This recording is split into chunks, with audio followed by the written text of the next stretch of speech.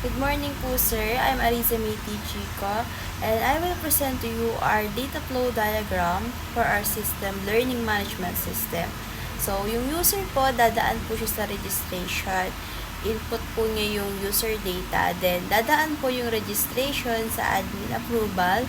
Tapos, iti-check po ng admin kung i-approve po ba niya or i-reject. Then, pag na-approve naman po yung user data, papasok naman po sa user database. Then, pwede na po siyang mag-login and mabu-view na po niya yung dashboard.